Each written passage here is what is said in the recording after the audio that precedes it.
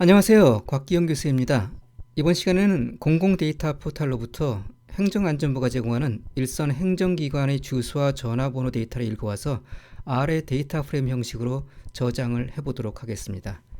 자, 공공데이터 포털로 한번 이동을 하겠습니다. 브라우저를 열어갔고요. 공공데이터 포털이라고 우리 구글에서 한번 검색을 해보겠습니다.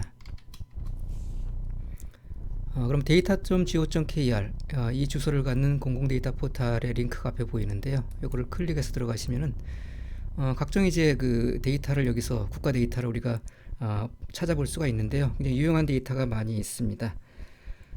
오늘 찾아볼 데이터는 그 일선 행정기관 주소와 전화번호인데 한번 데이터를 검색을 해볼까요? 일선 행정기관 주소와 전화번호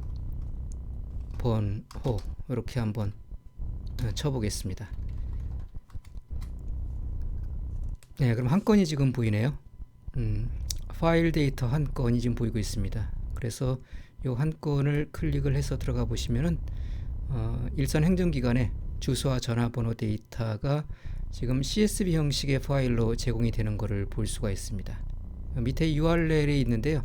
이걸 한번 클릭을 해보시면은 제공되는 데이터가 지금 다운로드가 되고 있고요. 한번 열어보시면은 네, 이런 식으로 좀 데이터가 들어가는 걸 볼 수가 있죠. CSV 파일 형식으로 들어가 있고 첫 번째 라인에 그 변수의 이름들이 있고요. 그 다음에 두 번째 라인부터 실제 데이터가 들어가 있는 것을 볼 수가 있습니다. 유형 1, 유형 2, 대표기관명 해서 끝에까지 보시면은 맨 끝에 그 대표 전화번호, 도로명 주소, 우편번호 이런 정보들이 포함되어 있는 것을 볼 수가 있습니다. 그래서 CSV 파일 형식으로 되어 있는 이 데이터를 우리가 읽으려고 그러면은 뭐 read.csv 함수를 쓰면 되겠죠. 그래서 read.csv 함수를 이용해서 한번 읽어보고 그거를 데이터 프레임 형식으로 저장을 한 다음에 한번 그 분석을 한번 해보겠습니다. 자, 읽어드리려고 그러면 이 주소를 알아야 되죠. URL 주소가 여기 마침 있고요. 여기다 오른쪽 마우스를 클릭을 하시면은 다른 이름으로 링크 주소 복사가 있죠. 링크 주소 복사를 선택을 하고 URL에다가 한번 복사한 거를 집어넣습니다. 그럼 이렇게 값이 들어가겠죠. 그래서 이거를 URL 변수에 저장을 하고요. 그 다음에 read.csv 함수를 이용해서 읽으면 되죠. 그 URL을 처음에 지정을 하고요. 아까 데이터를 보니까 첫 번째 행에 그 변수가 있었습니다. 헤더가 있었어요. 그래서 헤더를 있다는 걸 알려주기 위해서 헤더 이퀄 true를 이렇게 지정을 합니다. 그 다음에 문자를 팩터로 변환하지 않기 위해서 strings as factors를 false로 이렇게 지정을 하죠. 그 다음에 이 결과를 admin.agency라는 변수에다가 한번 저장을 해보겠습니다. 그래서 이렇게 해서 read.csv 함수를 실행을 하면요, 데이터가 이제 데이터 프레임 형식으로 들어와야 될 텐데 지금 보시면은 에러가 났죠. 에러가 났습니다. 열의 개수가 열의 이름들보다 많습니다. 이제 알뜰 몰듯한 그런 에러 메시지가 나왔는데, 자, 그 데이터 파일이 어떻게 생겼는지 볼까요? 열의 개수가 열의 이름들보다 많대요.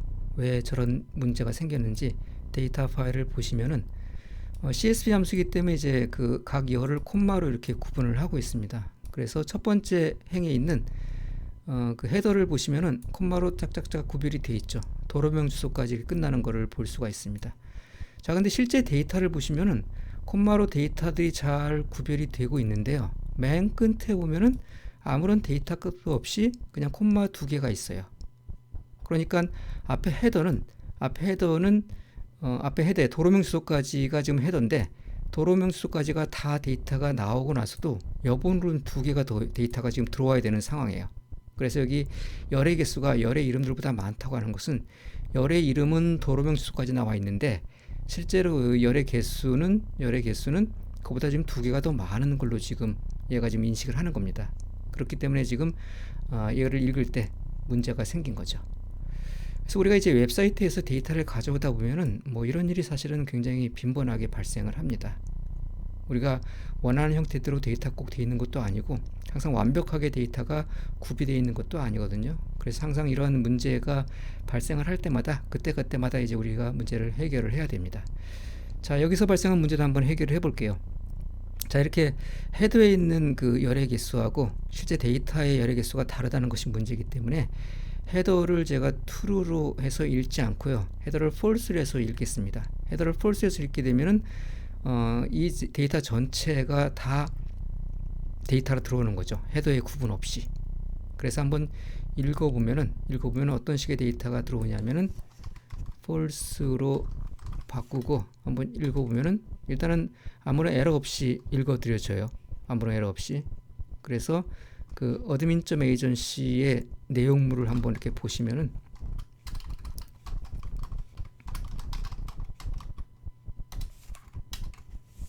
이렇게 잘 읽혀지긴 했는데 첫 번째 행에 아까 그 헤더로 사용했던 헤더가 들어가 있죠.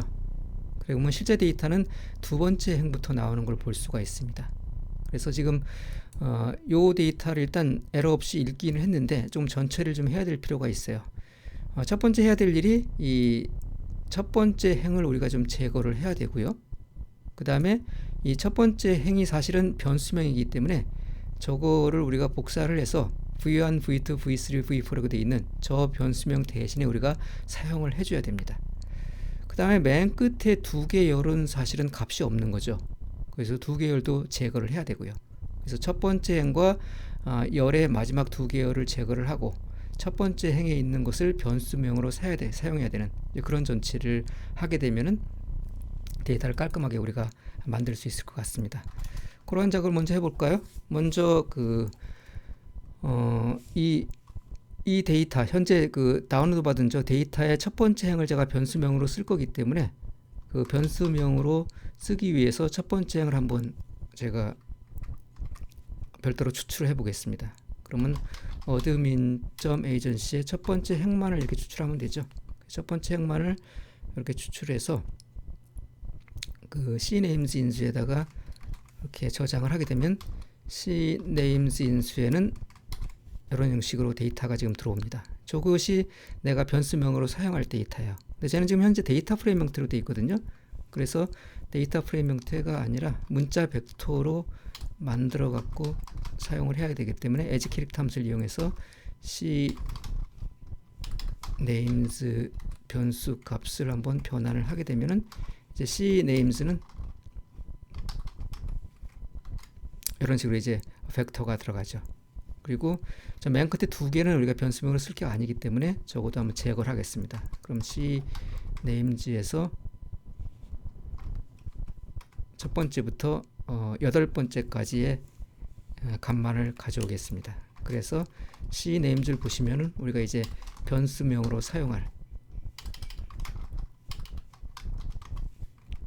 데이터가 이렇게 벡터로 만들어진 것을 볼 수가 있죠. 자, 그 다음에 이제 원래 지금 다운로드 받은 데이터를 조금 정비를 해야 될 텐데요. 지금 다시 한번 내용물 한번 보시면은 이런 식으로 좀 들어가 있죠. 그러면 그 첫 번째 행을 제거를 해야 되고요. 그다음 마지막 두 개열을 제거를 해야 됩니다. 그래서 admin.agency에 그 데이터 프레임을 인덱싱을 해갖고 첫 번째 행과 그 마지막 두 열을 한번 제거를 해보겠습니다. 그럼 admin.agency 데이터에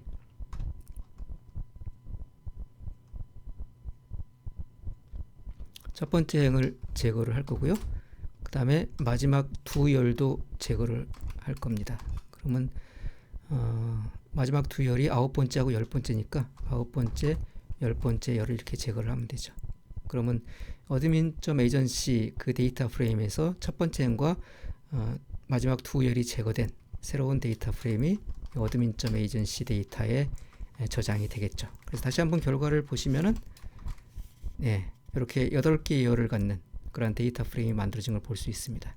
그럼 이제 V1부터 VA까지 저 그 이름을 좀 바꿔줘야 되죠. 열 이름을. 그래서 cal names 인수를 이용을 해서 열 이름을 바꾸겠습니다. admin.agency가 현재 그 데이터 프레임이고요.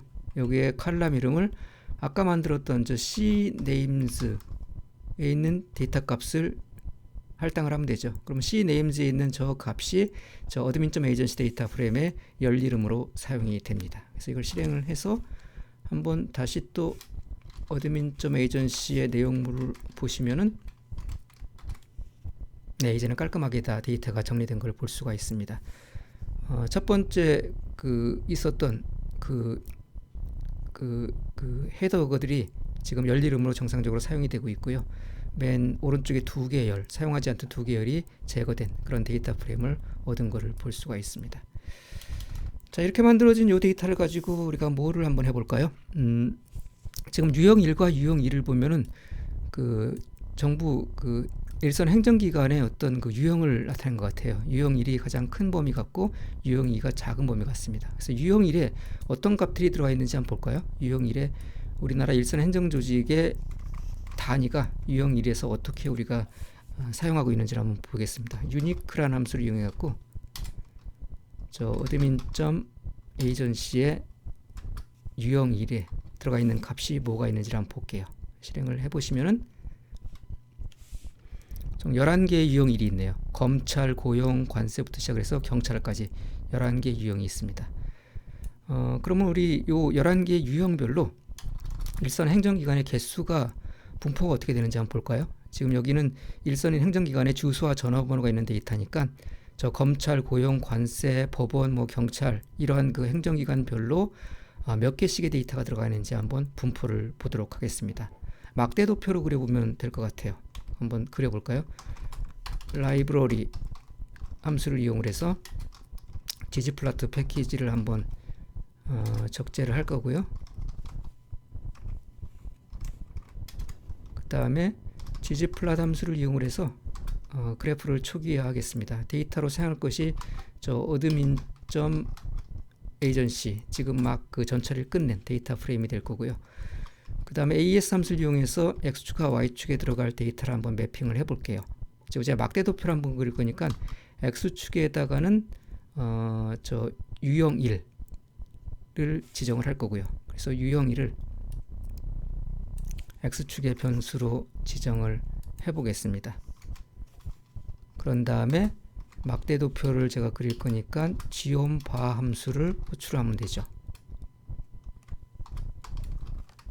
색깔도 한번 입혀볼까요? 안에 색깔을 채우는 거를 이런 세몬이라는 색깔 한번 채워볼 거고요. 그 다음에 막대의 경계선을 dim 그레이라는 색상으로 한번 채워보겠습니다. 그래서 한번 그래프를 생성을 해보면은 네, 이런 식의 그래프가 만들어진 걸 볼 수가 있죠. 그래서 검찰, 경찰, 고용, 관세, 국세, 법무, 법원, 병무, 보훈, 우정, 지자체별로 지금 빈도수가 나와 있는 것을 볼 수가 있어요. 그래서 조금 더 한번 업데이트를 해볼까요? 우리 랩 함수를 이용해서 X축은 필요가 없으니까 저 유형2라는 거 우리가 굳이 X의 이름으로 알고 있을 필요는 없죠. 그래서 저거는 빈칸으로 둘 거고요. Y축에 영어로 count라고 써 있는 거를 개수 이렇게 한번 바꿔보겠습니다. 그래서 실행을 해보면은 예, 아까보다 조금 더 깔끔한 그러한 막대도표가 그려져 있는 걸 볼 수가 있습니다. 그래서 각 일선 행정기관의 기관별로 포함되어 있는 데이터 개수, 그러니까 행정기관의 개수겠죠. 일단 일선 행정기관의 개수를 각 유형별로 지금 분포를 우리가 살펴볼 수가 있었습니다. 자, 그래서 오늘 시간에는 공공데이터 포털에서 행정안전부가 제공하는 일선 행정기관의 주소와 전화번호 데이터를 읽어와서 데이터 프레임으로 저장을 해봤고요. 저장하는 과정 중에서 간단한 전처리도 한번 해봤습니다. 그래서 그 결과를 그래프로 그려갖고 각 일선 행정기관별로 포함되어 있는 일선 행정기관의 개수가 어떻게 되는지 분포를 한번 그려봤습니다. 자, 다음 시간에 뵙도록 하겠습니다.